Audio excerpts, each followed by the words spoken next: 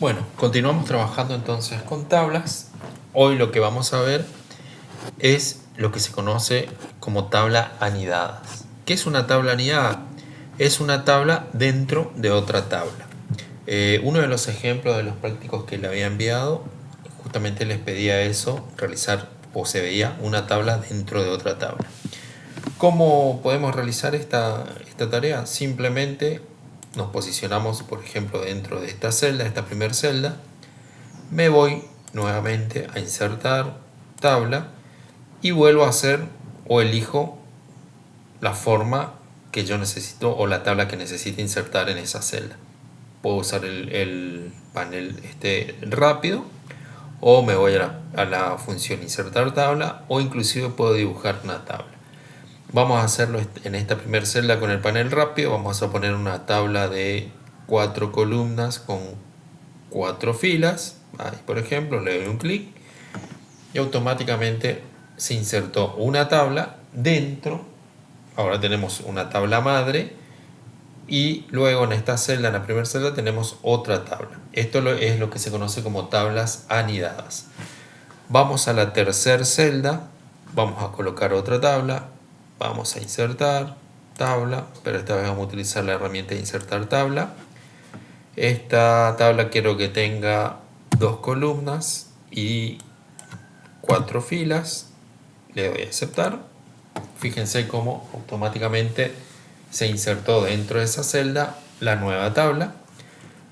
Vamos a la última celda, insertar tabla, y esta vez vamos a utilizar la herramienta de dibujar tabla y vamos a hacer entonces una pequeña división acá. Y no me deja, perdón.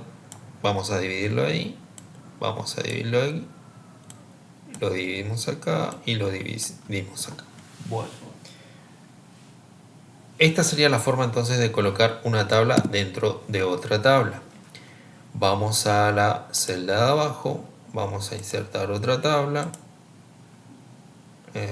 Vamos a hacer algo con la herramienta insertar. Quiero que tenga, por ejemplo, una columna, pero quiero que tenga 6 filas. Le doy a aceptar y fíjense cómo coloqué ya nuevamente otra tabla dentro de una tabla. Puedo hacer lo mismo, pero esta vez vamos a colocarla de una sola celda. Fíjense, un clic ahí y automáticamente ya me colocó la nueva celda. ¿Cómo se comportan estas nuevas tablas? Como las tablas anteriores, o sea, yo puedo escribir contenido dentro de cada celda.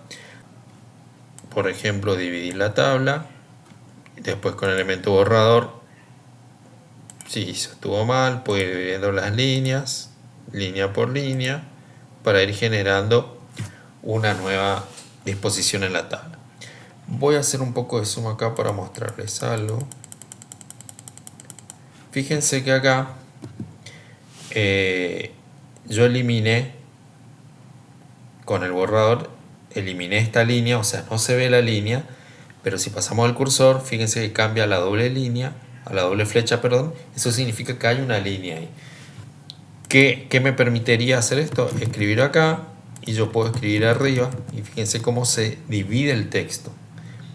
La línea no va a aparecer impresa o no lo vamos a ver visualmente como el resto, como las que están acá, pero sí sigue dividiendo esa celda, sigue estando esa división. Entonces eso, cuando utilizamos la herramienta borrador, fíjense que me indica que hay una línea ahí. Fíjense esta línea punteada que quedó acá. Eso me está indicando que hay una línea que sigue dividiendo, que no se la ve visualmente, no va a aparecer como marcada la línea, pero la línea está. Eso para que lo tengan en cuenta. Cuando ustedes eliminan una línea, fíjense que en este caso ahí ya no quedó una línea. ¿Por qué? Porque fíjense que al eliminarlo no quedó la línea punteada. Vamos a hacer lo mismo acá. Fíjense que se elimina la línea completamente.